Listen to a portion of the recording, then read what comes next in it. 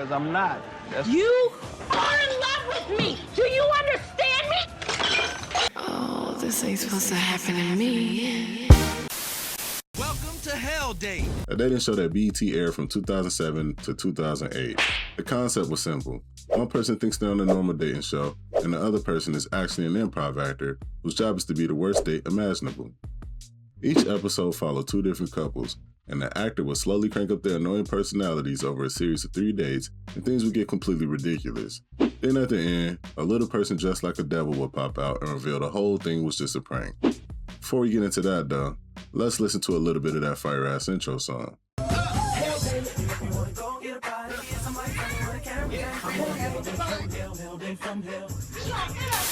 Our first dater is Brittany, who introduces herself, talks about her likes and dislikes, and makes it clear that one of her biggest deal breakers is a guy who tries to move too fast physically. The ultimate deal breaker for me is when a guy is like crazy, psychotic, or is trying to sleep with me on a first date. Now ain't that perfect, because the actor she's about to meet chose to be a complete freak. Ladies, you ever date a cat who's just straight freaking nasty? Hey, run for your life. Before we continue though, why is this nigga's name spelled D-O-N-N-I-V-I-N? That shit look like something a kindergartner spelled after trying to sound it out. But anyway, their first date is at a cake decorating class, which honestly sounds like a pretty cool date idea. What y'all think, ladies? I can paint your cakes and you can paint mine. No, wait. Hey, yo, that was crazy. Hey, yo, that was crazy. Everything starts normal enough, though, until this nigga randomly starts sniffing Brittany's hair and licking his lips. Hey, bro, that's not even freaky. That's the type of behavior that gets your picture posted in the neighborhood Facebook group. Then he grabs her hand and starts sucking on her finger. Now that shit is kind of freaky, so I don't know where your hand's been. For all I know, you was just scratching your ass 5 minutes ago. Now my mouth full of ass involuntarily, and that's not cool. Yo, so tasty. Hey, run for your life. But even after that, she still sticks around. He was really nice. When he licked my finger, I was kind of surprised, so it was kind of like caught me off guard. Date number 2 takes place at a yoga class, and this is where Donovan starts evolving.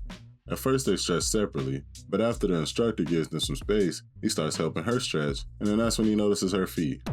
Now this is when Donovan starts to immerse himself in the character. This nigga starts rubbing her feet, compliments her feet, staring at her feet, and then to put the icing on the cake, he decides to throw a freaky ass high-pitched moan in the mix. I'm cool. It's just these feet. What are you doing? Hey. I'm not a foot person, so while this whole scene made me uncomfortable, Brittany over there blushing and smiling.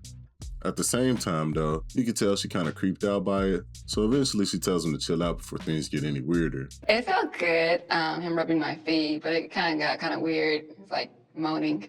Unfortunately for her though, things are about to get way weirder. For the third date, they meet at a hotel room. And Brittany just said that she don't like guys moving too fast. So I don't have no idea why she agreed to a hotel date with a man she just met yesterday. What, you want some dick? That's not my business for real. While they sitting there talking, Donovan starts opening up about his secret fetishes. I have this big kid in me. Sometimes I try to lock it in. And he disappears into the bathroom. And when he comes back, this nigga is wearing a diaper. A full-grown, muscular man in a diaper, holding a bottle and a rattle. Now, I ain't gonna lie. Out of every direction I thought this prank could go, grown-ass baby was nowhere on that list. What the hell? But this man starts explaining that he likes to be treated like an infant, and he wants Brittany to baby him for the rest of the night. If you could just treat me like a baby for the rest of the night, I would greatly appreciate it. No. At this point, Brittany looks like she's trying to figure out if she's on a prank show or trapped in a nightmare. Luckily, she doesn't have to wonder for long. Don't leave. Don't. Wait, Bree, don't leave. Wait. Yeah. Bree. Hey, Bree. Your hell day. What the hell? But Brittany leaves the hotel room immediately after seeing the little person. And honestly, I don't blame her. Because big babies, little devils, and foot fetishes seem like way too much excitement for one evening. But somehow, this series of dates for this next couple is way crazier than that one.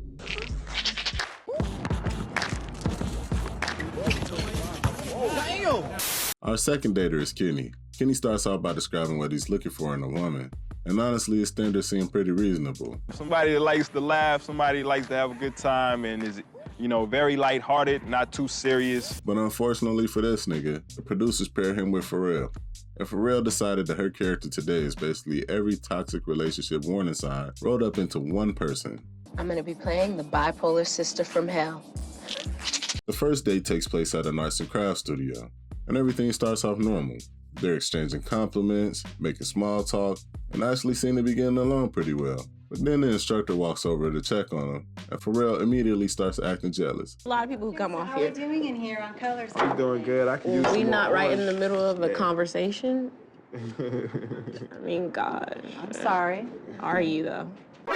After that, the instructor leaves as Kenny tries to move past it, but then she returns a short while later, and Pharrell doubles down. Hey, how are we doing in here? Are we I'm wrapping doing it good. up? Yeah. No. I need some, I guess got so. some Gosh. Then, just when things couldn't get any weirder, she casually pulls out her pills and dry swallows them. No water, no hesitation, nothing. You cannot in any way whatsoever just leave us alone. What's 2 don't equal 4 in your brain?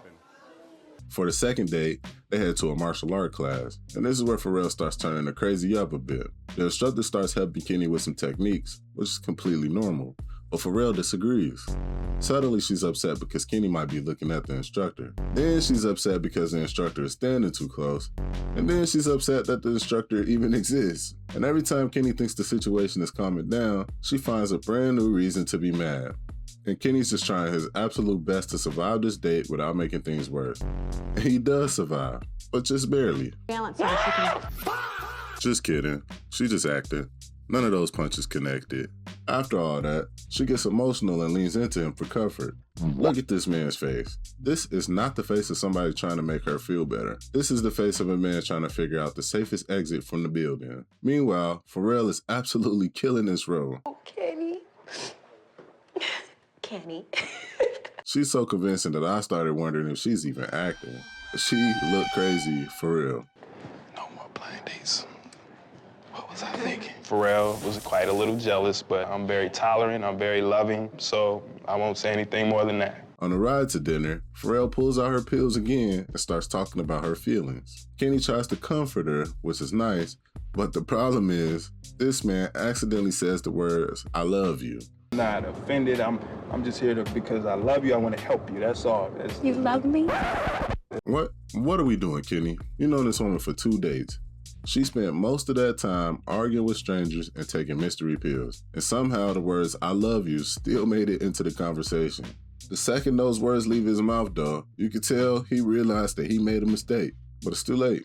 You said the magic word, L-O-V-E, didn't you? Now, for the rest of the car ride, Kenny's trying to explain that he didn't mean it like that, while Pharrell keeps making sure that he suffers for saying it. I'm telling you right now, I'm not trying to mislead you. I don't want you to think I don't think in any way whatsoever that you're trying to mislead me. After that, they finally arrive at the restaurant for the third and final date. This is when Pharrell locks into her final form. She starts talking about the future, meeting family, the whole package. You should come and meet my mommy. I don't think that can happen. You are coming over to my house. Because why? Because you love me. Kenny immediately starts trying to slow things down, but every attempt just makes things worse. Not like that. Because he tries to slow things down, Pharrell starts to completely lose it. She starts singing, and then she starts arguing. This girl bounces between emotions so fast that Kenny can't even keep up no more. At this point, he's trying to eat his chicken Alfredo. I woke up on a Sunday morning. I looked up on the wall. The Beatles and the Bedbugs were playing a game of ball. I'm talking to you, but I You're want you not to get talking this to very me. one thing You're talking to clear. your plate. That's- You are in love with me. Do you understand? And after that final meltdown, the little devil appears, the prank gets revealed, and Kenny immediately looks relieved. Not happy, relieved. You I said this. are on hell date. I gotta give him credit. A lot of people would have walked out long before the third date, but Kenny stayed all the way to the end, even after accidentally telling a stranger that he loved her. And that's commitment right there. Poor decision making, but commitment. I would have probably finished my, well, no, when she threw my plate, I would have left, yeah. I was about to leave. And that's the end of the episode. I actually watched Hell Day when it originally aired, and honestly, it's as funny now as it was back then. This is one of the shows that I randomly catch on BET late at night and end up watching the whole episode even though I only put on the TV to fall asleep. One thing I forgot about until revisiting the show is how committed these actors actually were. Pharrell spent 3 days making Kenny question every decision that led him there. Not to mention how good she is at improvising, because after he said he loved her, she really locked in on making him regret that he ever said that shit. That's dedication to the craft. If y'all remember watching Hell Day back in the day, let me know your favorite episodes in the comments. And if there's another show that you want me to check out, drop that too. But that's about all I got for you. Have a good day. I love you. You love me? Full stamp, baby. I'm a full stamp, baby.